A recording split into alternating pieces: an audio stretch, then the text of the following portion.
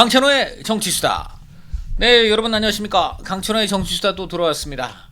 여러분, 오늘 11월 7일인데 굉장히 오늘 주목할 만한 사건이 있었죠. 네, 윤석열 대통령이 대국민 담화 그리고 기자회견을 했습니다. 최근 지지율이 19%까지 떨어져서 온 국민의 걱정을 사왔는데요. 오늘 김건희 여사 그리고 또 각종 그동안의 국정 여러 가지 그 논란들, 그래서 그런 거를 대통령이 이제 사과도 하고 기자들 앞에 끝장 토론식으로 질문을 받아서 답변을 하는 그런 자리를 마련했습니다만은 반응은 엇갈리는 것 같아요. 여당은 굉장히 구수하고 진솔하게 국민의 의문에 답했다 이렇게 한 반면에요. 지금 야당은요, 일단 이재명은 뭐 흔쾌하게 국민이 뭐 동의할 내용은 아니다. 약간 이제 이런 식으로 조금 점잖은 표현을 썼습니다만은 지금 조국 뭐 이런 사람들은 맹탕 이제 이렇게 되고요.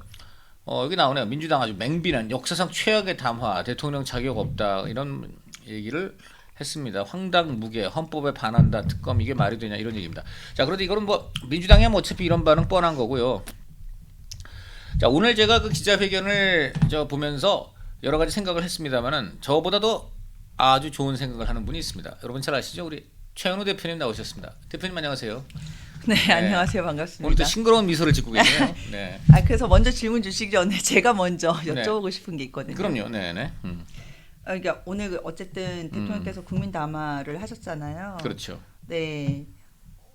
그래도 우리 위원님께서는 언론계 오랫동안 몸담고 계셨으니까 네. 전문가 입장에서는 오늘 담화가 어떠셨는지, 그리고 오늘 담화들요. 네, 말씀하세요. 네, 어땠는지 전체적인 어떤 총평이 좀 궁금하고요. 그리고 또 그 중에서도 이런 부분은 좀 있었으면 좋겠다, 뭐 아쉬운 부분 아니면은 이런 부분은 좀 그렇더라, 이렇게 개인적인 그냥 기자로서 봤을 때 좀 그런 부분을 좀 찝어주셔가지고 말씀 좀 주셨으면 좋겠어요. 왜냐하면 제가 오늘 제대로 못 봤거든요. 뭐 꼭 제대로 다 모든 국민이 모두 그 바쁜 생업을 놔두고 다 뭐 지금 기자회견만 무려 125분, 2시간이 넘었고요. 네. 그다음 그 전에 15분 또 본인의 담화를 얘기했기 때문에 거의 뭐 보면은 2시간 반이에요. 2시간 반 이거를 우리 생업에 바쁜 국민들이 다 볼 수는 없는 거고요. 기자들이 그래서 있는 거죠. 자, 오늘 몇 가지 간단하게 이제 그 압축을 해드리면요. 자, 오늘 7일 대국민 담화 기자회견. 결국 김건희 여사 특검법 문제 제일 현안이죠. 명태균 의혹 그리고 이제 대통령실 인적 쇄신.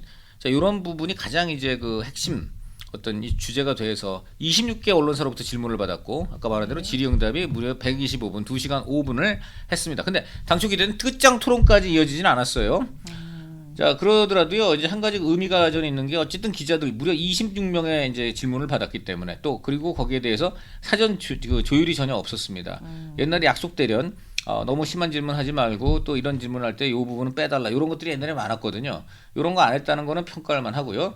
자, 그리고 이제 처음에 윤 대통령이 제 주변의 일로 국민께 염려드렸다. 모든 것이 제 불찰이고 부덕의 소치다. 이렇게 이제 사과를 했는데 좀 스탠다드한 사과문이고요. 둘째로는 그렇다면 구체적으로 무엇을 잘못했느냐 이런 부분에 대해서는 대통령이 내가 그걸 일일이 다 모든 어떤 사실 근거도 없는 의혹까지 내가 다 끄집어내서 할 수도 없는 일 아니냐라고 했는데 이게 또 한 가지 아쉬운 거는 아니 도대체 본인이 뭘 잘못했는지도 모르고 사과를 한단 말이냐. 그게 사과가 맞느냐.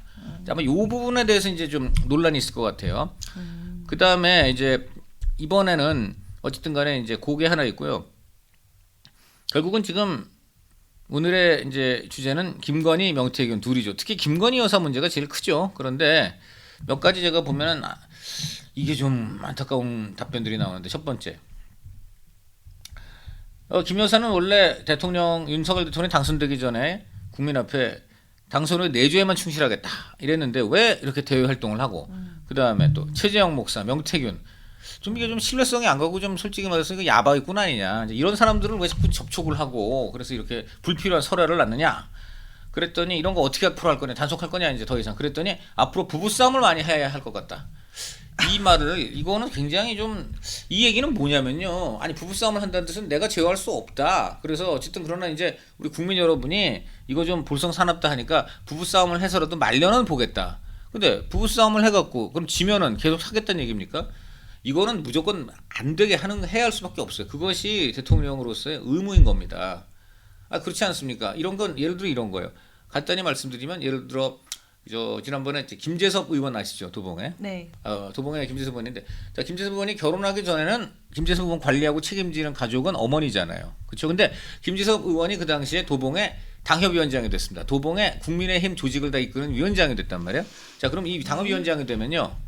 무슨 어떤 권력이 생기냐면 공천권이 생겨요. 예. 지방자치의 시의회, 시의원, 구의원, 도봉 구의원 이런 사람들 공천할 수가 있게 되는데 이렇기 때문에 당협위원장이라도 그 도봉이 민주당 국민의힘 험지입니다만 그래도 당협위원장에 그런 조그만 권력이라도 있으니까 또 달려드는 사람이 있어요.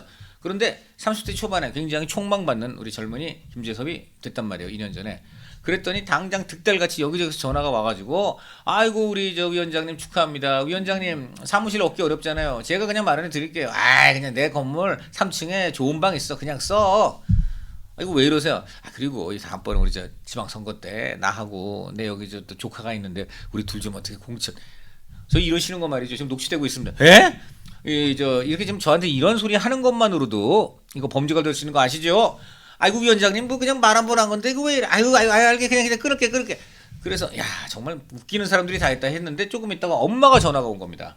재서봐 그래갖고 엄마 그랬더니 야 김공공이라는 사람이 누구냐? 그 사람 좀 전에 아까 왔다 갔는데 아니 그 사람이 지금 우리 집에 와가지고 무슨 비닐 봉투에다가 말이야 돈 뭉치 같은 게 있는데 이걸 딱 그냥 나한테 안기면서 아드님 저희가 책임지겠다고 한다. 이게 뭐냐? 그래서 엄마 어떻게 했어요?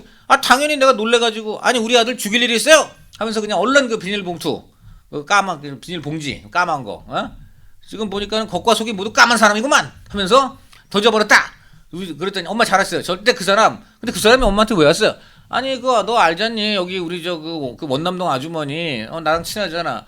예 알죠 그 아주머니. 그 아주머니가 오늘 그 김공공이라는 사람 뭐 잘 아는 사람인데 만나면 좀 잘 좀 해주라고 하길래 나 만났지. 그랬더니 그 원남동 아주머니도 그건 너무하시네. 그런 사람 소개하고 그래 나도 오늘 보니까 그 네 얘기 들으니까 딱 원남동 아줌마 좀 친하게 지내는데 정말 아니네. 나 앞으로 원남동 아줌마도 안 볼게. 엄마 정말 미안하지만 그렇게 해야 돼요. 가차없이 끊어야 돼. 그러면 여기서 이런 에피소드입니다. 이거 직접 얘기해 준 겁니다. 자, 그러면 여기서 보십시오. 지금 어쨌든 김재섭 의원은 그 당시에는 이제 부인이 없으니까 이제 어머님이 자기 최측근 배우자 같은 역할을 하는 것인데 그 엄마한테 단속을 하잖아요. 엄마 절대 앞으로 원남동 아줌마하고 친하지만 원남동 아줌마 이제 보지 마세요. 그리고 어떤 사람도 엄마한테 모르는 사람 앞으로 무조건 뭐 집에 찾아온다 그러면 다 거절하세요. 그래야 되는 거죠. 근데 지금 여기 지금 김재섭도 그렇게 하는데 이 부인한테 미안하지만 그 당신 원래 알고 있던 친구 빼고는 앞으로 뭐 정치에 관련된 사람은 아예 접촉하지 마. 이게 맞는 거 아니에요? 어떻게 생각하세요? 지금 그 엄마한테도 김재섭이 오랫동안 친하게 지내던 아주머니 하고 관계 끊으라고 하잖아요. 그렇지 않아요? 어떻게 생각하세요? 내 말이 맞죠? 아닌가? 당연하죠. 예전에 예전에 저도 했던 그때가 생각이 나서 저도 그때 제 친구들이 전화가 엄청 많이 왔었거든요, 저한테. 그렇죠. 네, 21대 공천 때. 네, 주변에서 이제 제가 전화를 안 받으니까 제 친구들한테 이제 전화를 그렇죠. 그 해서 친구를 통해서 아는 사람, 네, 그렇죠? 그래서 제가 제 친구들 중에서도 이제 얘기가 통할 수 있는 절친 그리고 가장 먼저 얘기했던 건 저희 가족들. 그렇죠. 절대적으로 외부인이거나 또 친하다고 하더라도 무조건 뭐가 오면은 무조건 저한테 말씀을 먼저 주셔라. 그리고 그렇죠. 일단 무조건 거부를 하셔라. 관계는 그 다음에 상황을 제가 말씀드리고 나서 그거는 다음에 이제 정리를 하셔라 이렇게 말씀을 드렸는데 그렇게 해야 되는 건 이제 당연한 거고 그리고 이제 대통령께서 아까 말씀 주셨을 때 부부싸움을 많이 해야 될 것 같다라고 말씀하신 부분에 있어서는 네. 이 워딩이 좀 너무 아쉽기는 해요. 그러니까 어쨌든 당신께서는 우리 대통령께서는 이제 그러니까 김건희 여사를 좀 많이 그런 활동을 이제 자제를 하고 그런 부분에 있어서는 앞으로 이제 안 할 수 있도록 뭐 그럼요. 분위기나 네. 이런 어떤 대화를 나누겠다라는 얘기를 하는 것 같은데 네. 그 내용을 조금 더 간결하고 깔끔하게 한마디로 정리를 하셨으면 네. 좋을 것 같은데 그렇죠. 이 한마디가 또 부부싸움을 많이 해야 될 것 같다라는 거 때문에 또 다른 그 해석을 또 낳게끔 하는 게 좀 그렇죠. 좀 말씀을 좀 간결하고 깔끔하게 하시면 저는 더 아니 좋을 이건 것 깔끔한 같아요. 간결한 문제가 아니에요. 이 말에는 어떤 문제가 어떤 생각이 깔려 있는 거예요. 그러니까 그러면 예를 들어 김재섭한테 저희가 아니 그런 사람들이 자꾸 찾아와가지고 어머님이 모르고 받아주시는 바람에 지금 돈이 김재석 후보는 집에 들어갔다 안 들어갔다 논란이 나는데 어제 우리 어머님 좀 어떻게 말려야 되는 거 아닙니까? 이제 우리가 왜 그렇게 신분이 이상한 사람을 어머님이 들이십니까? 하면 아유 글쎄요 저도요 나도 우리 엄마랑 나 싸움 앞으로 많이 해야 될 것 같아요. 만약 김재석 후보 이러면 그게 뭡니까?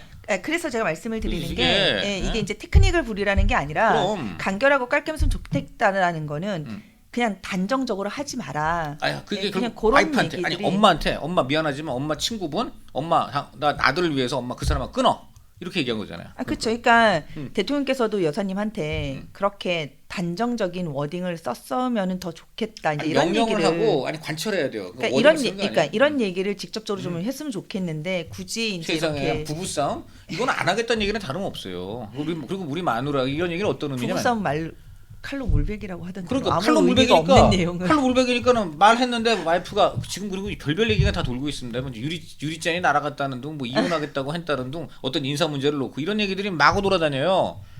그리고 대통령이 견디다 못해서 뭐 어디 딴데 피신해서 며칠 있었다 뭐 이런 진짜 확인되지 않은 얘기들이 막 돌아다닙니다.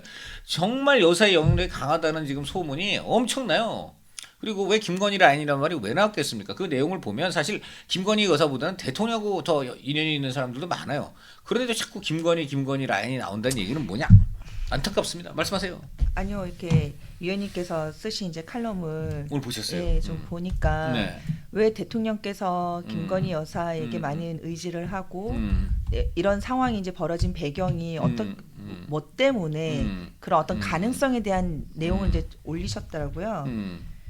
물론 이해는 돼요. 이해는 되고 그리고 또 이제 평생을 같이 갈 부부니까 당연히 의지를 하고 내 앞뒤를 내 등을 보여줄 수 있는 대상이 배우자잖아요. 그렇죠. 예, 그렇기 때문에 더 많은 어떤 의지와 더 많은 속내와 그리고 이제 당연한 신뢰와 뭐 믿겠죠.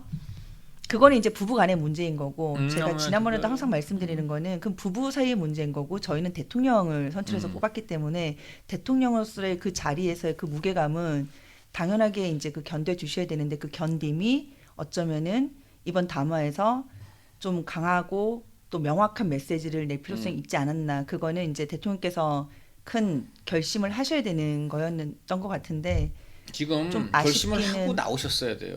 그러니까 좀 정말 아쉽기는 그게 하더라고요. 너무 안타깝고요. 자, 그다음에 또 이제 요 문제가 있고 요게 또 상당히 앞으로 이제 사람들이 좀 이야기가 나올 것 같은데 이게 그 김건희 여사가 내가 집에 와서 지쳐 쓰러져 자고 있는데 새벽 5시 6시에 앉아고 엎드려서 내 휴대폰을 보고 답을 하고 있었다. 아, 그 내용은 몰랐어요. 이게 내가 사람들 많이 만나니까 피곤해가지고 집에 와서 쓰러져 자고 있는데 새벽에 뭔가가 이렇게 좀 느낌이 이상해서 한 5시쯤 일어나 보니까 와이프가 옆에서 내 휴대폰을 갖고 계속 답을 해주고 있더라. 그리고 내가 잠 안 자고 뭐하냐 그랬더니 아니 당신 지지하는 사람들인데 이런 거 좀 잘해라. 고맙습니다. 챙기겠다는 답을 해야지. 이분들도 유권자인데 그래서 내가 대신 해주고 있다 이런 얘기예요? 그 여기서 자 이거 보고 우선 어떠세요 이 문제? 일단 첫 번째는요. 좀 상식적으로 이해가 안 되는 게 아무리 부부가 아니라고 하더라도 핸드폰을 이렇게 어쨌든 배우자 거잖아요. 제 게 아닌데 배우자 거를 열어서 보고 한다라는 것 자체는 제 상식에선 좀 이해가 안 되고요. 혹시 죄송한데 부군 핸드폰 안 봅니다, 들어가서 저희는. 또는 이걸 부군 핸드폰을 가가지고 부군 대신해서 누구한테 안 감사합니다. 합니다. 안 예. 합니다. 안 하죠. 예, 혹시 안 부군 하고요. 핸드폰 비밀번호 있을 거 아니에요, 그렇죠? 모르죠. 몰라요. 그리고 요즘에 또 지문 인식이도 하고 뭐 하지만 저희는 있던 없던 기본적으로 핸드폰에 대해서는 열지는 않아요. 당연하죠. 저도 와이프 핸드폰 네. 들어갈지도 모르고 제가 와이프 핸드폰 관련해서 유일하게 하는 것이라고는 와이프가 부엌에 있는데 와이프 방에 있는 핸드폰이 왱왱거리고 울리니까 여보 전화 왔어. 이것만 해주는 거죠. 예, 저희도 그냥 뭐 화장실에 있거나 뭐 하면은 이제 전화 이름이 오면. 뜨면 그렇죠. 예, 좀 급한 거 같으면 이제 전화 무tum으로- 왔다라고 얘기를 하거든요. 무tum으로 이제 해서 저 받아 뭐 이래가지고 뭐 그 정도인데 이런 거는밖에 해야지. 첫 번째는 이제 상식적으로 이해가 안 되고 두 번째는 어쨌든 이렇게 너무 가까워서 그런 거 공유하는 부부들도 있을 수 있죠.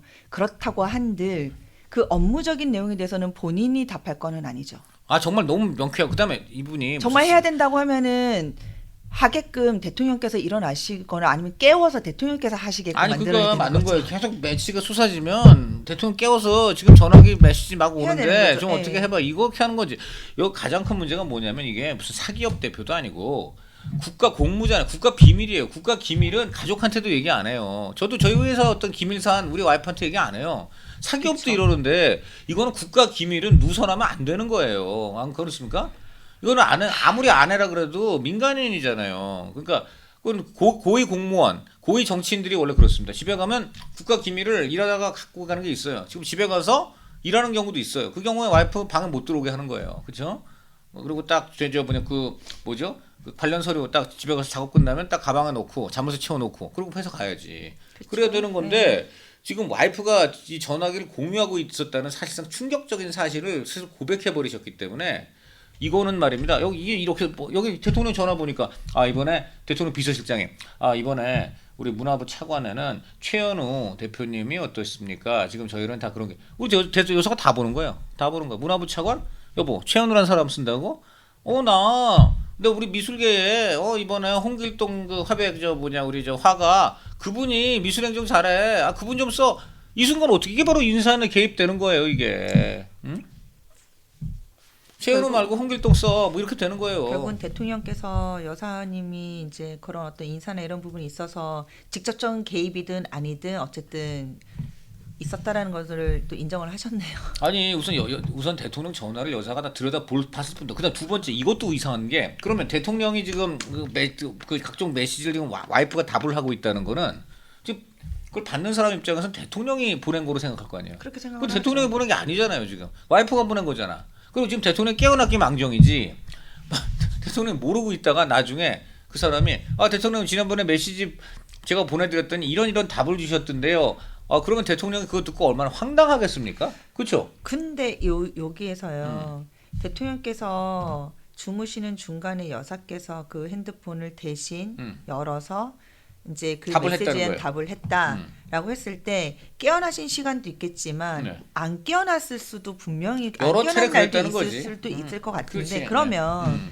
안 깨어났는데 그러면 그 다음 날 보면은 내가 핸드폰을 열면은 내가 답을 한 게 나와 있잖아요. 그렇죠. 네. 그럼 그 이후에는 대통령께서 이거를 알고서는 어떻게 행동을 하셨는지가 저는 갑자기 그거에 대해서 궁금해지네요.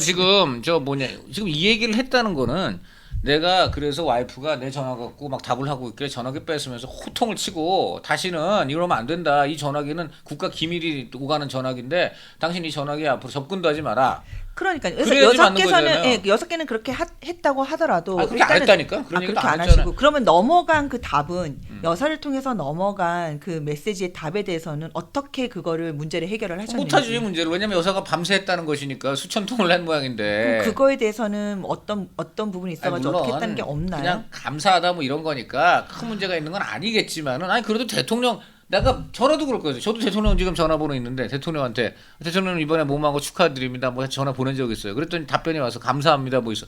이게 혹시라도 이게 지금 대통령이 보낸 게 아니고 여사가 보낸 거. 그래서 내가 다시 대통령님 감사드립니다. 응원드립니다. 그랬단 말이야. 근데 알고 보니까 그게 아니고 앞으로는 대통령님 또는 영부인님 감사합니다. 이렇게 보내야 되나 이제 답을? 이게 말도 안 되는 거예요. 자, 이 대통령이 이 얘기를 소개를 한 것 자체가 여기에 대해서 문제의식이 없으신 거예요. 굉장히 문제가 있고요. 그 두 가지가 있다고. 일단 그거 자체가 문제의식이 없다는 것이 문제고요. 또 하나 근데 이 대통령 내외가 보통 사이가 아니구나. 전화기 내용이 다 공유가 되고 진짜 일심동체를 넘어 제가 보니까는 일폰동체. 전화기가 전화기가 하나 그러니까. 아니 앞으로 어떻게 믿고 모든 걸 얘기를 올릴 그러니까 이거 그리고 아닌 말로 이럴 수 있어요. 지금 죄송한데 여사님 관련해서 여사님 집안에 누가 처남이 뭔가 비리가 있는 것 같습니다 하고 대통령한테 올려. 여사가 봐. 어떻게 되는 거예요 그럼 이거 지금 사정팀이. 이거 심각합니다. 심각하고 자 그다음에 이제 그게 1번 알고 보니 일폰동체였다는 거. 그다음에 부부가 일심동체라지만 일폰동체 안 됩니다. 자, 두 번째 이제 결국 이제 김건희 여사 문제에 대해서 사과를 했어요. 그런데 이 김건희 여사 문제에 대해 사과한 게 아니라 본인 제 주변의 일. 주변이란 게 이제 보면은 제가 지금 죄송합니다. 하품을 하는데 하품이란 게 이제 딴 건 아니고요. 어제 술을 마신 결과 이렇게 된 건데 우리 최현우 대표님의 입이 제가 하품하느라 입이 벌어졌는데 그거보다 입이 더 벌어지셨어. 제가 하품하는 게 웃기셨나 봐. 약간 죄송스럽고요. 자, 다시 아까로 돌아가면요. 제 주변의 일로 국민께 염려를 들었다. 모든 것이 이제 불찰이고 부덕의 소치. 이 주변이란 게 이제 대표적으로 부인인 것 같아요. 김건희 여사인데. 자, 그런데 이 기자들이 이렇게 물어봤어요. 이번에 기자회견을 준비하면서 김 여사가 하신 말씀이 있습니까? 이렇게 하니까 원래는 이달 중순에 에이펙 순방 그거 다녀와서 기자회견을 하려고 했습니다. 근데 그래도 순방 나가기 전에 임기 반환쯤 10일 전에 하는 게 좋겠다고 판단해서 발표가 나갔고요. 이제 7일 날 이렇게 하게 됐는데 밤에 내가 집에 들어가니까 아내가 이 저 7일 밤 7일에 기자회견 한다. 이제 이렇게 발표한 거를 봤다는 얘기죠. 그게 언제냐면 4일 저녁이니까 오늘이 며칠이에요? 7일이죠. 그저께지. 그저께 이제 대통령이 전격적으로 밤 10시에 7일날 기자회견 했습니다. 이제 이렇게 했단 말이에요. 그래서 이제 밤에 기사가 저희도 바빴어요. 저도 이제 신문 우리 막 안에서 난리가 났어. 그래갖고 이제 밤에 신문 기사 딱 뜨고 뉴스 뜨고 할 거 아니에요. 근데 이제 집에 대통령 그러고 나서 이제 그 기사 뜨고 나서 들어간 거야 집에. 그 여사가 집에 있다 그걸 봤단 말이죠. 뉴스를 보고 그 7일날 그러니까 기자회견 가서 사과 좀 제대로 해. 이런 이야기를 저한테 했습니다. 라고 했습니다. 그러니까 이것도 보면 말이죠.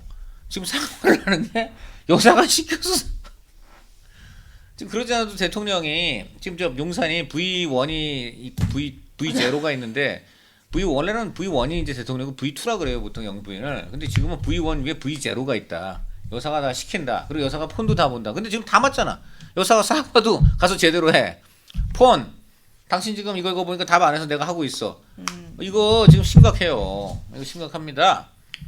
아니 물론 여사님께서 사과를 제대로 해라는 그 워딩에 뒤에 숨겨져 있는 속뜻은 깊은 뜻은 정말 이제 열심히 사과하자. 우리가 많이 잘못한 부분이 있고 없고를 떠나서 국민들의 오해를 좀 풀고 국민들이 좀 안심할 수 있게 하자. 이런 어떤 염원이 담긴 얘기겠죠. 당연히 그러실 거라고 생각을 하고요. 그럼에도 불구하고 이 사태에 벌어진 가장 큰 이유 중에 하나가 또 여사님 이유가 너무 크니까 이거는 대통령이 서로 이걸 보면 정말 아니 근데 여사가 대통령께서는 이런 말씀을 이렇게 너무 이렇게 가볍게 말씀을 하시는 부분이 그게 좀 심각해요. 네, 이게 내 말이 어떤 워딩으로 나가 어떤 의미로 국민한테 받아들여질지 네. 정말 이게 아니 원뜻은 그러지 않으셨을 것 같은데 전달하시는 방법에서 조금만 좀 더 이렇게 신경을 좀 써주셨으면 어땠을까라는 아쉬움이 좀 있네요. 그러니까요. 이거 좋지 않아요. 이거 국민들은 이거야 뭐 지금 나쁜 뜻으로 한 말은 아니겠지만 무슨 생각을 하느냐. 야 대국민 사과도 여사가 지금 부인이 시키는 대로 하니 지금 이것만 그 부인이 시키는 대로 하겠어? 딴 지금 인사, 국정, 뭐 혹시 의료 지금 의대 증원 이런 것도 다 부인이 시킨 거 아니야? 지금 이런 억측을 하게 만들잖아요.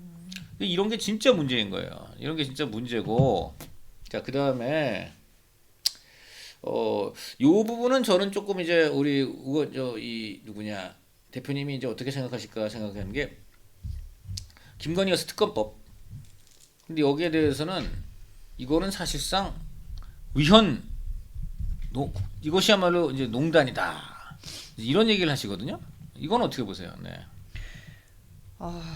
저는 솔직히 이런 어떤 그 특검을 해야 되는 명확한 그 이유에 대해서는 잘 모르겠어요.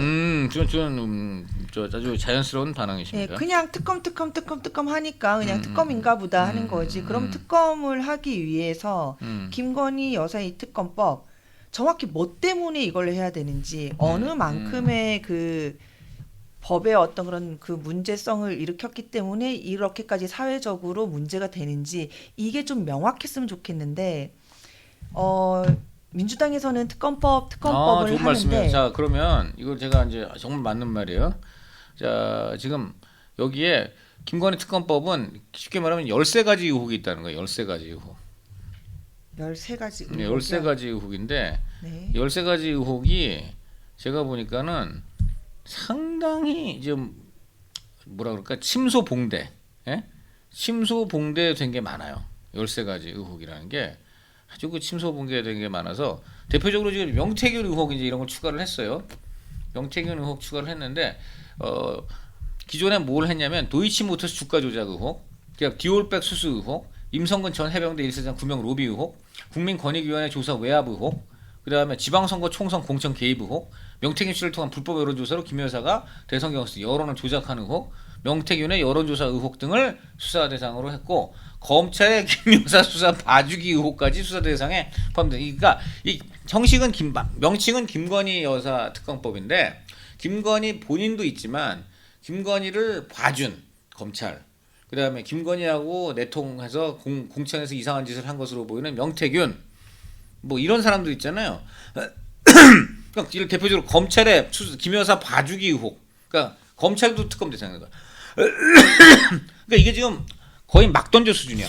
제가 볼 때는 그냥 다 싸잡아서 네. 한 보따리로 만드는 것 같은데. 그냥 무조건 특검에 이제 그 명분을 만들기 위해서 김건희의 기억자만 연결되면 다 하는 거예요. 근데 저는 솔직히 이 법도 잘 모르겠고 정치도 잘 모르지만 지금 이 민주당에서 올라온 13가지 의혹들을 지금 이제 말씀을 주시면서 듣는데 무슨 생각이 이제 드냐면요.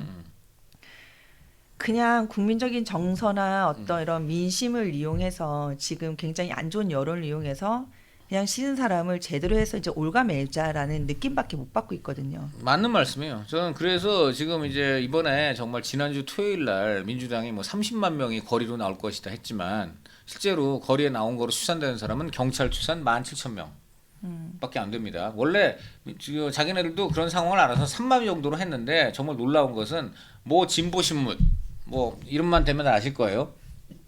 그 신문에서 이래갖고 장사가 되냐 튀겨. 그리고 신문에서 30만이라고 써버린 거야. 그러니까 민주당이 그걸 따라갔어. 그러니까 대표적으로 이렇게 강경파의 주동에 그냥 상식적이고 최소한의 어떤 그 일반적인 그런 어떤 행동들은 다 봉쇄가 되는 거야. 그래갖고 이 30만 떠들어댄 결과 더 쪽팔렸지. 차라리 3만 명 그러면 한 1만 7천, 2만 명 왔으면 뭐 큰 문제가 없는데 30만 명 떠들었는데 10분의 1도 안 왔다. 지금 이렇게 되니까 망신을 당하는 거죠. 그리고 그 왜 그러면 그렇게 안 왔느냐? 바로 지금 최 대표님이 너무 잘 찝으신 거예요. 김건희 여사 그 논란은 그 논란대로 물론 당연히 용산이 사과하고 해명해야 되지만 지금 뭐 김건희의 기억자만 들어가면은 다 갖다 붙여고 13개 그냥 막 던진 이 특검은 정말 김건희 여사가 이렇게 잘못했는지 정말 좀 이해가 안 되고, 그리고 이런 거를 세상에 규명하기 위해서 특검까지 해야 되느냐. 그리고 세 번째, 이렇게 황당한 특검을 하겠다는 의도는 딴 게 아니고 어떻게든 정권을 흔들어가지고 빨리 조기 붕괴시켜서 이재명이 대통령이 돼가지고 이재명이 재판 안 받고 깜빵 안 가고 이거 하려고 하는 거 아니냐. 결과적으로는 이겁니다. 지금 김건희 특검법 또는 윤석열 대통령 탄핵, 그다음에 임기 단축 개헌, 뭐 대강 3가지 이렇게 나오고 있는데 이게 무엇을 의미하느냐. 셋 다 정권 붕괴에 이은 조기 대선이야. 명태를 이용해서 조기를 지금 잡겠다. 조기 대선의 또 본질은 무엇이냐? 빨리 좌우지간 대통령이 돼가지고 그냥 내가 하고 있는 재판 다 그냥 동결시키고 나는 깜빵 안 가고 권력 누리고 이렇게 살겠다 하는 이재명의 그야말로 조기 집권, 사법 리스크 완전히 회피, 이게 목표라는 거를 우리 국민들이 말은 안 해도 다 알고 계시지 않느냐. 그리고 지금 우리 최 대표님이 좀 전에 하신 말 속에 그게 다 숨어 있어요. 최 대표님 본인부터 그러잖아요. 과연 이게 정말 이렇게 특검을 할 일이냐. 제가 그러니까. 왜 그 말씀을 드렸냐면 지금 이 정권이 잘하고 있다라는 게 아니라, 그렇죠. 그렇다고 김건희 여사의 이 어떤 이런 이슈들이 잘못한 것도 있죠. 잘했다라는 그렇죠. 건 아니에요. 그런데 민주당의 행태나 민주당의 지금 어떤 여러 가지의 그 목소리를 들어보면 과연 그게 정당한 건가 그럼요. 생각을 했을 때 국민의 입장에서는 본인들 정치하시는 리그에서요. 본인들끼리 지금 이 명분을 가지고 네가 더 잘못했잖아.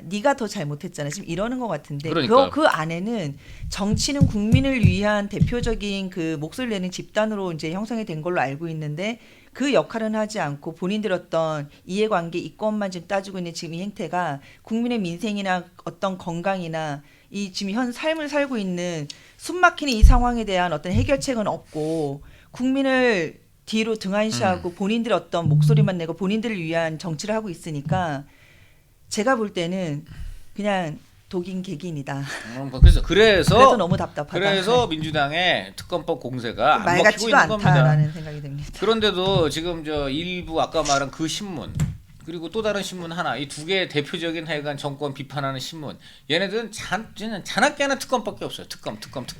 그래서 특검을 하면 그만 듣고 싶어요. 네, 특검이라는 정말 얘기는 특검이라는 정말 왜 그런 그 모든 관심은 이 사람들은 내가 볼 때는 어떻게든 빨리 하루라도 이 정권 붕괴시키겠다는 생각이 있어요. 저는 오늘 근데 윤석열 대통령이 제일 마음에 드는 말을 한 건 이거라고 봐요. 윤석열 대통령 오늘 한 것은 남은 임기가 이제 딱 2년 6개월 남았잖아요. 2년 6개월 임기 다 하겠다. 2년 반 남은 임기 민생의 변화를 최우선에 두고 정부의 역량을 집중하겠다.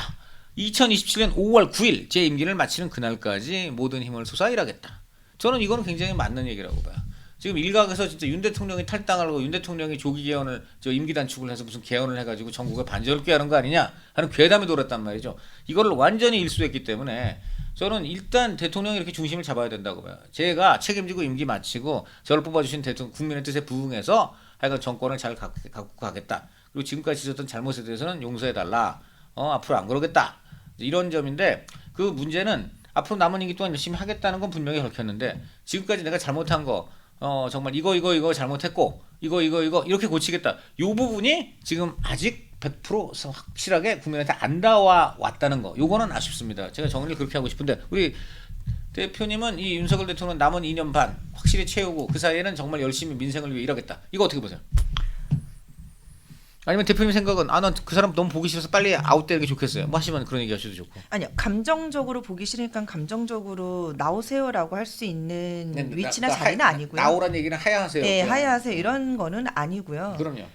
정말 잘못했으면은 끝까지 잘못을 인정을 하고 그 이상의 노력을 해서 다른 성과를 보여주는 게 저는 책임이라고 생각을 하거든요. 그럼요. 네. 예, 그러면 대통령께서 남은 임기 기간 동안 끝까지 가겠다. 저도 이 말에 있어서는 네. 꼭 그 말을 좀 지켜주셨으면 좋겠고. 근데 그 얘기는 뭡니까? 혹시 지금 그 말을 지켜줘야 된다는 의미는 혹여 지금 대통령이 진짜 우리 그 대표님이 봐도 무슨 조기 퇴임을 한다든지 그런 우려가 있어서 그런 말씀하시는 거예요? 끝까지 지켜주란 말은 솔직히 정치는 잘 모르겠어요. 정치는 생물이라고 다들 말씀을 하시기 때문에 네. 분위기가 또 어떻게 흘러갈지는 모르겠고 생각지 못한 또 여러 가지 변수는 분명히 있을 수 있기 때문에 그렇죠.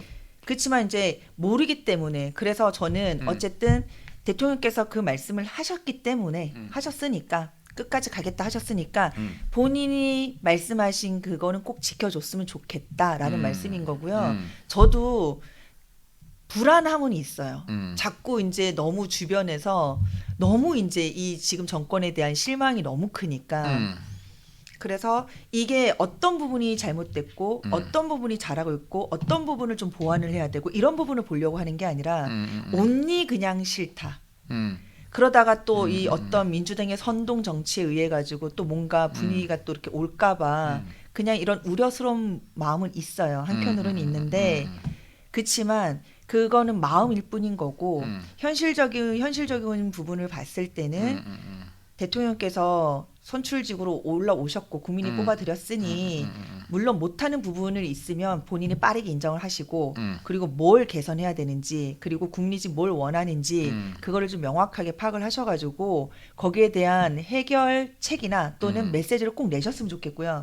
그리고 이후에는 좀 행보를 정말 국정 운영의 민생을 보면서 좀 가셨으면 좋겠다. 네, 뭐 그게 준엄한 말씀이십니다. 바람입니다. 자, 여기 한번 약간 쉬어가는 코너로 이것도 있어요. 지난해 한번 제가 말씀드리지 않았어요? 우리 윤석열 대통령이 이 전화기. 네. 이 전화기를 원래 예전 것도 민간인 아직도 시절부터 계속 쓰고 쓰신다? 있다. 예. 제가 얘기했죠.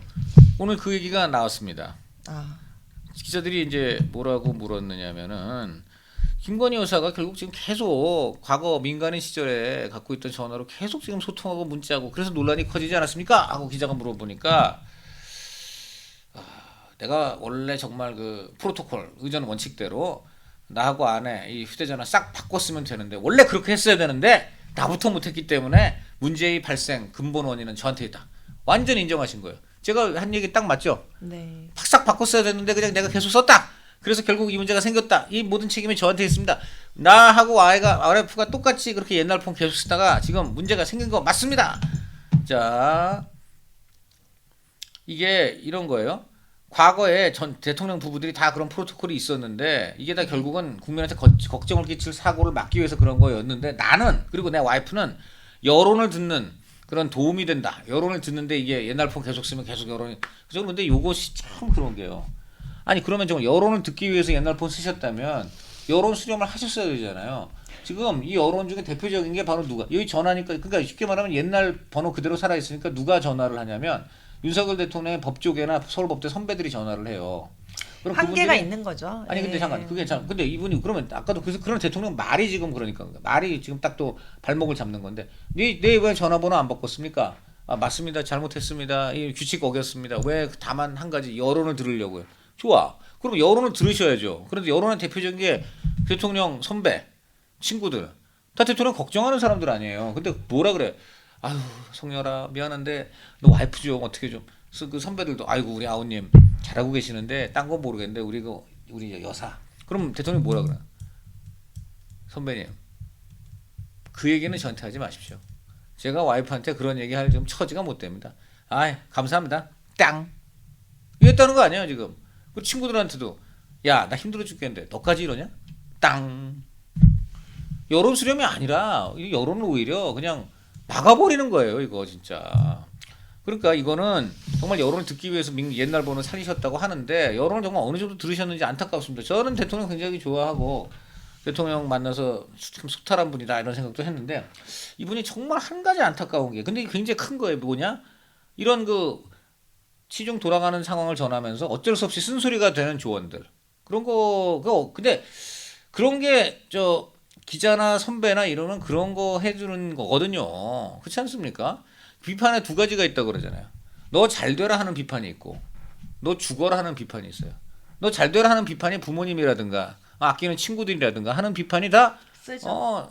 너 잘되라. 너 지금 이러지 말고 술 먹지 말고 들어가서 공부하고 너 담배 피지 말고 제일 불편하고 제일 쓴 소리죠. 그런데 그런 너 잘되라 하는 비판 이거는 받아야 되는 거고 대신에 진짜 악의적이고 너 죽어라 하는 비판 그게 대표적으로 지금 민주당이 대통령한테 하는 비판 그거는 저는 그저 당연히 안 받아도 돼요. 전 그런데 그건 들을 필요가 없다고 들을 필요도 생각합니다. 없어요. 예. 그래서 왜냐면 그 사람들 지금 목표는 오로지 대통령 끌어내려서 이재명 지금 재판 면하고 범죄 다 그냥 가리고 그냥 이 나라 권력 잡겠다는 아주 나쁜 야욕에 찬 것이기 때문에 너 죽어라 하는 비판이기 때문에 전혀 신경 안 써도 됩니다. 그러나 지금 대통령 선배들 친구들 그 사람들이 대통령 잘 되라고 하는 거지 무슨 억하심적이 있겠어요.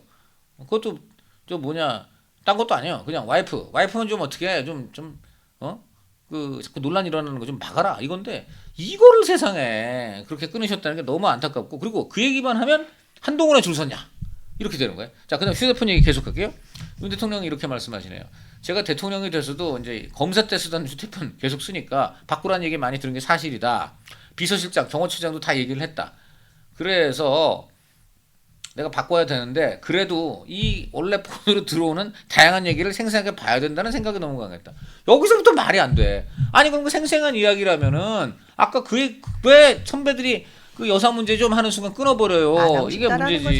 거잖아요. 네? 안 하고 싶다라는 거잖아요. 그러니까 저는 전화기 안 바꾼 게 정말 여론 듣기 위해서 안 바꾼 건지 혹은 다른 이유가 있는 거지. 그럼 다른 이유가 있을 거면 뭡니까 그게 우리 대표님이 추측건데는.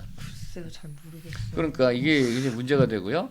그 다음에 여기 지금 여당 의원들하고 통화하신 거 초선 의원들이 전화하면 딱 받고 저녁 일정이 없으면 어디로 오세요. 번개도 한다. 통화 한 분 손들려면 무지 많을 것이고 텔레그램 문자를 주고받은 분들도 엄청나게 많을 거. 저도 문자 주고받았습니다. 누구랑요? 대통령이랑.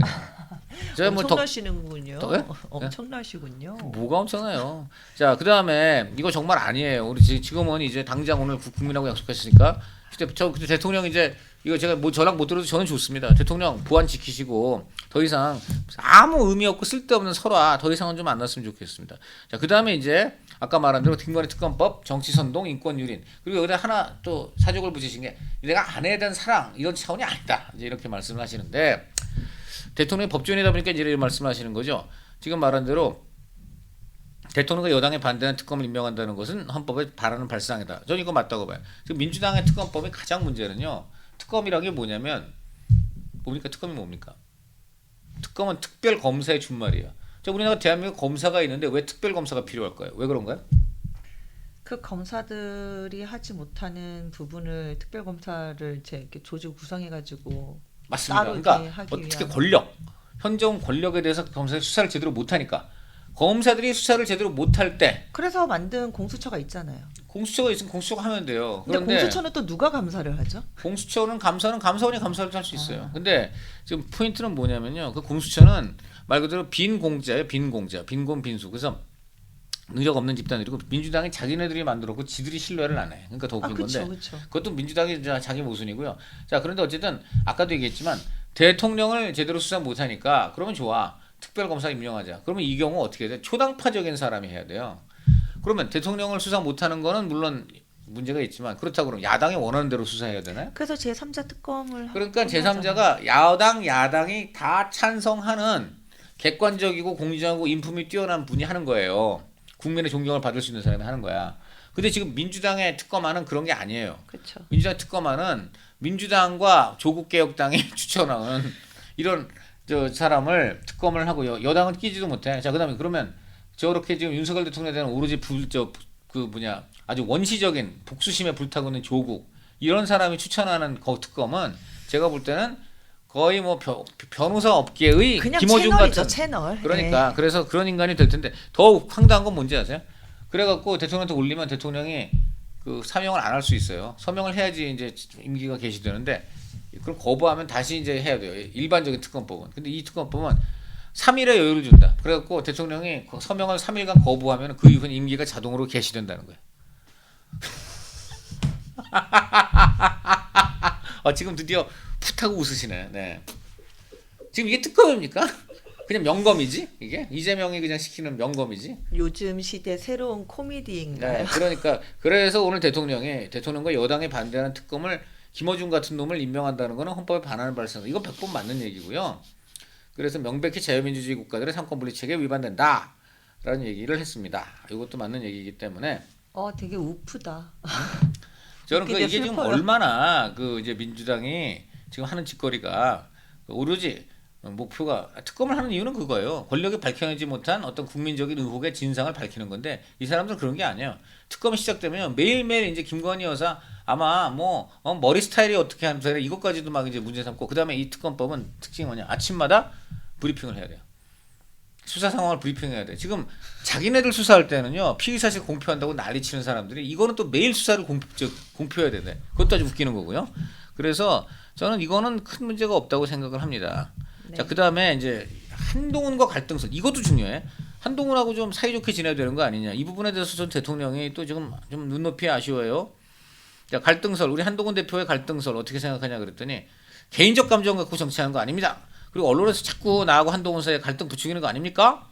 또 친한 친윤 정말 존재합니까? 이런 얘기를 했어요. 자, 질문은 정확히 이렇습니다. 한동훈 대표 갈등의 본질이 개인적 감정 이런 분석도 많은데 자, 감정을 좀 풀고 갈등을 먼저 풀어볼 생각은 없습니까? 그랬더니 정부는 정부대로 당은 당대로 국민을 위해 가장 잘 일할 수 있는 가장 유능한 정부 가장 유능하고 발빠른 당이 되기 위해 일을 열심히 같이 하다 보면 좋아지지 않겠나. 지금 적어도 그럼 사이가 나쁘다는 건 인정하셨네. 그리고 인정하셨네요. 앞으로 이제 일을 같이 하다 보면은 근데 지금 일을 같이 하는 것 같지가 않아. 일을 같이 하다 보면 사이가 좋아질 거다 그러는데 일을 같이 하는 것 같지가 않아. 대표적으로 당장 오늘 이 회견 그럼 이 회견을 한다는 건 한 대표가 알아야 될 거 아니에요. 근데 이거 지금 누가 먼저 알았어요? 이거를. 추경호 원내대표가 먼저 하는 거. 이것도 말이 안 돼요. 그리고 추경호 원내대표가 알았으면 바로 한동훈 대표한테 보고를 해야 될 거 아니야.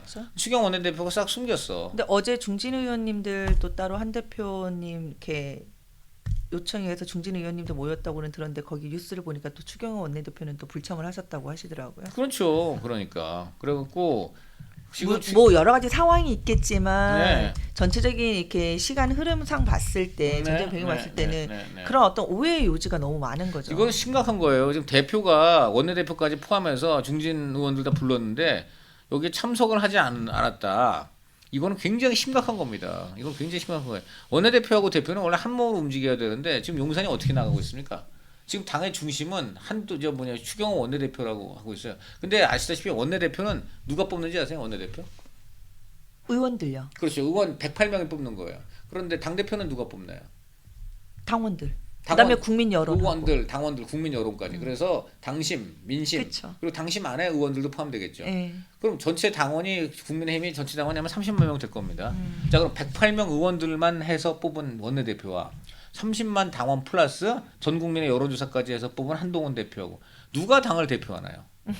그건 100%, 1000% 한동훈이 하는 말해 거예요. 뭐 하겠습니까? 단지 원내대표란 것은 의원들을 대표해서 교섭 단체로서 야당과의 어떤 교섭, 법안의 통과 또는 요즘은 특히 대통령을 향한 민주당의 특검법 같은 거를 막는 거 이런 거 하는 거지. 그러니까 교섭 활동을 민주당이랑 해야 되는데 왜 용산이랑 하냐는 거죠. 정말 맞는 너무너무 지금 정확한 말씀하고 계신 거예요. 이제 보니까 거의 국회나 정치권 귀신 다 되셨네. 다 되셨어.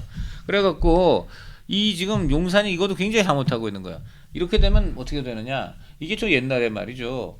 그 추미애 장관이 말입니다. 윤석열 문재인 대통령이 윤석열 검찰총장이 미우니까 추미애 법무장관 시켜가지고 윤석열 대통령 인사권도 자르고 수사지휘권도 없애고 그래서 식물총장 만드셨던 식물총장 만들었잖아요. 추미애가. 네. 지금 이 추경호 원내대표가 남자 추미애라는 얘기가 나오잖아요. 남자 추미애. 예? 지금 보니까 완전히 아니, 근데- 원내대표가 아니고요. 용내 대표라는 거예요. 아니 용내 근데 대표. 저는 추경호 의원님께서 왜 그러실까에 대한 게 되게 왜 그러냐면은 궁금해요. 지금 총리 제안을 받았다는 소리다. 그 전에 아니면은 그 경제부총리까지 하셨었죠. 근데 부총리하고 총리는 또 차원이 다르거든요. 네, 다르죠. 근데 어쨌든 그때 이제 있었던 것 때문에 그러시는 건지. 근데 그러기에는 아니 경제부총리를 한 것은 뭐냐? 전형적인 경제 관료 공무원이에요. 그쵸. 아니 그렇게 아직도 하지만 내가 볼 땐 공무원 티를 못 벗었고 정치인은요 국민의 표와 지지율이 자양분이지 권력의 뜻이 자양분이 아닙니다. 그걸 뭘 먹고 살아? 매일 아침 먹는 밥 같은 게 국민의 뜻과 지역구에서 그 주민들이 밀어주는 그 표와 민심이 우리 정치인의 밥이에요. 관료는 대통령을 포함한 정부와 그 하여간 인사권자가 밥을 먹여주죠. 그런데 이 사람 지금 정치인이고 정치인 중에서도 원내대표면 당의 지도자예요. 이런 지도급 정치인이 세상에 민심을 지금 딱 버려놓고 지금 용심, 용산의 의중, 윤심, 윤 대통령 의중. 그럼 차라리 그냥 좀 용산에 들어가지. 왜 원내대표를 해? 원내대표란 것도 의원들의 대표인데 의원들이 누구를 바탕으로 정치해요? 그 사람들 다 민심이야. 민심을 따르지 않을 수 없는 의원들의 대표라는 거는 정말 그야말로 본인은 민심을 따라서 원내 정치를 해야 되는 것인데 지금 원내 정치는 내팽개치고 용산 가가지고 매일 들어갔어 말이죠. 지금 내가 볼 땐 가스라이팅 당하고 있다. 이 사람 제가 볼 때는 그 총리되기 어렵습니다. 지금 이렇게 욕을 들어먹어가지고. 아니 총리가 되고 안 되고를 떠나가지고 만약에 진짜 총리 제안 그 자리 때문에 이렇게 행보를 그렇게 하신다면 좀 더 멀리 좀 보셨으면 좋겠어요. 원래 안 보는 것 같아요. 일단 당장 위에 걸 보는 것 같아요. 그러다가 않고서는, 소탐 대실 하실 것 같은데. 소탐 대실이 맞는 얘기죠. 맞는 얘기예요. 그래서 그거 오래 못 가실 텐데. 그게 이게 바로 사실 추미애 장관하고 똑같은 길인데 추미애 장관도 그때 대통령 분명히 문재인 대통령이 가스라이팅 했어. 내가 문재인은요 절대 이런 트집 안 잡히기 위해서 막 가서 우리 그 윤석열이 혼 좀 내 주이소 이렇게 안 해. 그냥 딱 주면서 내가 시킨 뜻을 잘 아시겠죠. 뭐 이 정도면 딱 한단 말이에요. 그럼 추미애 장관이 물론이죠 하고 그냥 가서 막 그 문재인을 위한 망나니 짓을 막 하니까 그때 추미애 정말 취했잖아요. 그래서 완전 본인은 이제 옷에 오물을 다 묻혔어. 그래서 계속 윤석열하고 싸웠는데 윤석열이 계속 칠종칠검 계속 잘 도망갔잖아요. 그래서 이 직무 정지까지 시켰는데 그것도 가처분 받아내고. 그래서 추미애가 7패인가 그랬어. 근데 어쨌든 추미애 입장에서는 대통령 위해 가지고 우리 조국과 문재인 막 지금 후벼파는 윤석을 때려잡으려고 온갖 망나니 논란까지 감수하고 칼을 휘둘렀단 말이에요. 그러던데 결과가 뭡니까? 추미애가 결국 물러났잖아. 그리고 박범계가 됐잖아요. 그리고 추미애가 그때 어떻게 했어요? 청와대 대놓고 들어갔어. 그러니까 언론에 보도됐어. 추미애 오늘 청와대 방문. 그 왜 그랬겠어요? 들어가가지고 총리 달랬다는 거 아니에요? 그 지금 추경호 똑같은데. 아니 근데 추경호 의원님께서는 그 전에는 관료실 때는 모르겠지만 지금은 의원이시잖아요. 그럼요. 그 의원의 자리는 그 지역구 주민들이 주신 거잖아요. 그러니까. 예, 그러면 주민들을 위해서 본인의 포지션을 명확히 좀 해주셨으면 좋겠고. 그리고 그 권력이든 대통령의 권력이든 다 결국은 국민이 주셨는데 좀 시선을 좀 이렇게 넓게 위에서 좀 독수리로 좀 바라봐 줬으면 좋겠는데. 너무 맞는 말씀인데 쉽게 말하면은 사람이 권력에 눈이 멀면 나 뭐 그런 분들 회사에 많잖아요. 뭐 온갖 욕을 들어먹더라도 나 이번에 전무 자리가 내 눈앞인데 그냥 입싹 씻고 그냥 막 사장 시키는 대로 뭐 온갖 나쁜 짓 회사에 해가 되지만 그냥 당장 우리 사장님 눈앞에 드는 거 그냥 해가지고 나 어떻게든 이번 전무가 될 거야. 나의 꿈은 전무야. 이런 분 있는 거 아니야? 근데 그런 분이 나중에 모든 꿈이 전무가 되지. 전무 다 이런 게 다 사라지는 전무. 이런 게 내가 이런 게 전무하구나. 이렇게 된다. 근데 제가 저는 항상 좀 말씀을 드리고 싶은 게 네.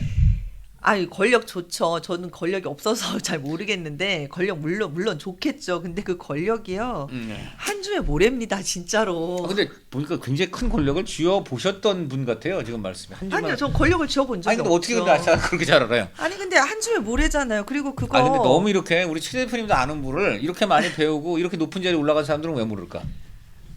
근데 한 주에 모래라는 거 어떻게 뭔가 주변에 드라마틱한 분이 계셨던 것 같아. 아니요. 근데 어떻게 그렇게 잘하세요? 아니 결국은 이렇게 들어가셨다가 또 야인 생활을 하시는 분들도 옆에 이렇게 막 보고 있으면 제가 좀 말씀드릴게요. 정말 맞는 말인데 옛날에 총리까지 하신 분들 있잖아요. 지금 보면 다 추레해요. 정말 추레해. 내가 누구라고 얘기 안 하겠지만 정모 총장, 정모 총리님 같은 분은요.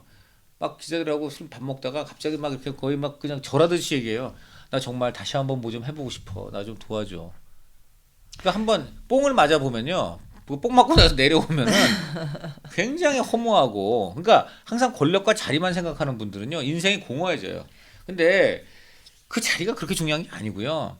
저는 최근에 제가 이원복 선생님 아시죠? 먼 나라 이웃 나라. 그 이원복 선생님을 만났는데 이원복 선생님이 덕성여대 교수도 하고 덕성여대 총장도 하고 석좌 교수도 했어요. 왜냐면 이분이 워낙 유명한 만화가고 그 먼 나라 이웃 나라 아시잖아요. 네.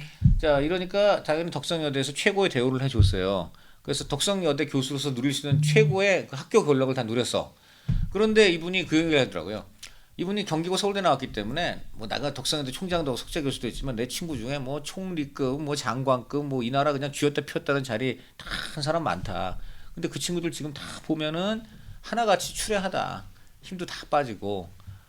왜냐면 그 사람들은 자리, 권력, 출세 이런 것만 하셨는데 지금 다 이제 그런 거 다 누리고 내려와 갖고는 지금 공허하고 힘 빠지고 굉장히 이제 좀 인생이 재미없게 산다. 근데 나는 교수고 총장이고 석좌 교수고 그런 거 다 필요 없고 나는 지금 너무 즐겁다. 왜? 나는 만화가니까. 나는 일을 하는 사람이니까. 나는 내 만화 그려서 어린이들 즐겁게 해주고 뭔가 이렇게 깨우침을 주는 이런 만화 작품을 계속 만드는 만화가 작가니까 나한테 무슨 지금 교수님 총장님 필요 없어. 나 그냥 만화가 작가 선생님 그냥 그렇게 불러주면 너무 좋은 말 아닙니까? 인생의 행복은요 뭔가 이렇게 사회적으로 의미 있는 일을 하는 거 그 자체가 그게 행복이에요. 내가 꼭 높은 자리 갈 필요 없어요.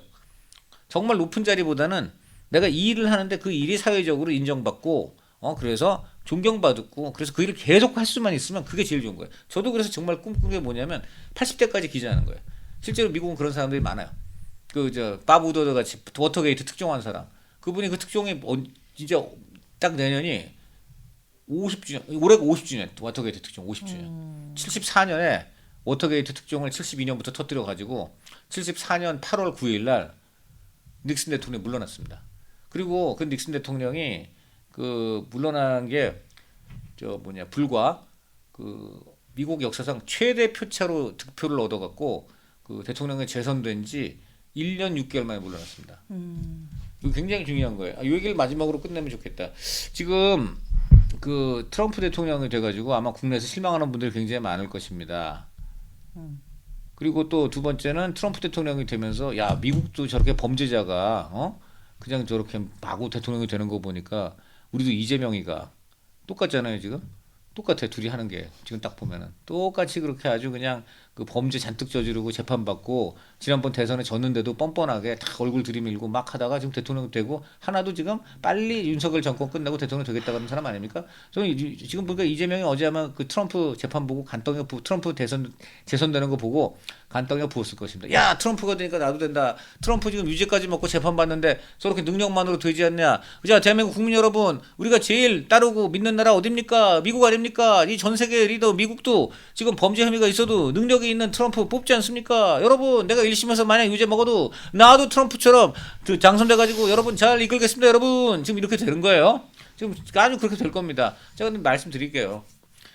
그런 권력 다 허당이에요.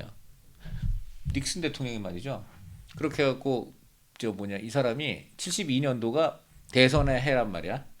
그런데 이 대선의 해에 그 워터게이트 남의 야당 당사에다가 도청하고 막 이상한 짓 한 게 드러났는데 계속 트럼프는 이재명처럼 나 그런 짓 안 했다. 계속 거짓말하고 이제 버텼단 말이에요.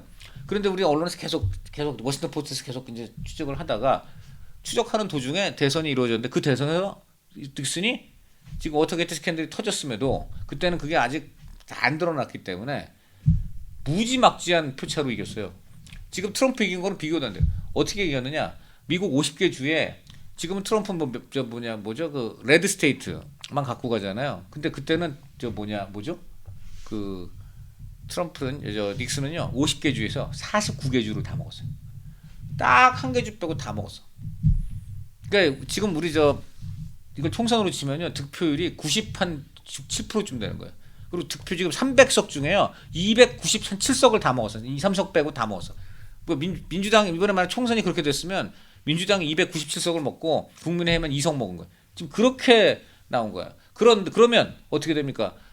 이 닉슨하고 그때 공화당에서 아주 의기양양했어요. 국민이 워터게이트는 잘못된 것이고 우리 닉슨 대통령이 옳았다는 걸 표로 보여주신 겁니다.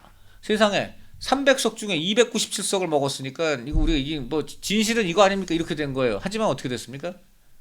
계속 흔들림 없이 언론이 의혹을 추적하고 그리고 더 한 가지 판사가 굉장히 거기에 대해서 권력에 굴하지 않고 정확하게 판결해 줬어요. 그래서 대통령 닉슨이 궁지에 몰린 끝에 세상에 미국 역사상 아까도 얘기했지만 97%를 당선된 사람이 1년 반 만에 물러납니다. 그래서 절대 진실은 숨길 수 없고 절대 사기는 끝까지 갈 수 없다. 링컨의 유명한 말이 있지 않습니까? 한 사람을 영원히 또는 여러 사람을 잠시 속일 수는 있지만 모든 사람을 영원히 속일 수는 없다. 근데 이거를 저는 이재명이라든가 이런 사람들은 교묘하게 바꿔가지고 맞다. 모든 사람을 영원히 속일 수는 없다. 그러나 대통령 임기 5년 동안 모든 사람을 한 5년 정도는 속일 수 있다. 아마 지금 이런 생각을 할지 모르지만 우리 국민이 그렇게 바보가 아니다라는 걸 말씀을 드립니다. 어쨌든 오늘 윤석열 대통령 정말 나름 저는 노력한 부분이 있다고 생각합니다. 그리고 어쨌든 국민한테 사과하신 거 평가하는데요. 그럼에도 불구하고 좀 전에 말씀하신 거 너무 안타깝네요. 너무 안타까워요. 대표님 좀 한마디 하시죠. 일단 아까 우리 위원님께서 어떠한 기자분은 이렇게 말씀을 하시면서 그렇게 오랫동안 80세까지 활동하고 싶다고 하셨는데 어쨌든 지금은 평균 나이가 또 바뀌어서 저는 100세까지는 하실 것 같아요. 그리고 그때까지 해 주셔야 될 것 같고. 이따가 나중에 100세 카레 한번 같이 그때까지 이제 해 주셔야 할 것 같고요. 네. 저희한테는 저희 언론계 가장 중요한 아주 보물 같은 아니 갑자기 왜 이러세요? 오늘 이거 귀가 얼얼합니다. 그리고 아까 이제 제가 권력은 한 줌의 모래 오늘 너무 명언이세요. 같다고 말씀을 드렸는데 이렇게 권력을 어떻게 사용하느냐인 것 같아요. 그러니까 권력을 아주 좋은 곳에 잘 사용을 하면 그게 이제 덕이 쌓이겠지만 그렇죠. 잘못 알고 휘두르면 결국은 그게 이제 독이 돼서 그 독이 결국은 나에게 오잖아요. 그럼요. 예. 영원한 권력이 없는데 그 권력을 너무 함부로 망나니처럼 휘두르지 마시고 맞습니다. 그래서 이제 독에 중독되지 마시고 맞습니다. 덕을 쌓는 귀중한 그런 도구로 좀 잘 활용을 하셨으면 좋겠고 권력은 영원하지 않습니다. 그리고 그 권력 국민이 주는 거니까 감사하게 생각하고 하셔야지 잘못했다가는 또 국민이 끌어내립니다. 오늘 무서운 말 나왔습니다. 국민이 끌어내립니다. 자, 우리 이 국민이 끌어내린다. 잘못하면 끌어내린다. 오늘 딴 분도 아닙니다. 가장 그래도 제가 볼 때 상식과 또 그리고 가장 따스한 마음씨를 가진 우리 최현우 대표님이 이 정도까지 얘기했다는 거 용사는 정말 주의 깊게 아주 뼈 아프게 받아들여야 될 것 같습니다. 자, 여러분 정치수다 오늘 즐거우셨는지 모르겠습니다. 다음 주에는 정말 더 즐겁고 이제 좀 밝은 뉴스 한번 꼭 좀 들고 오고 싶습니다. 여러분 다음 주 정치수다 그때까지 안녕히 계십시오. 감사합니다.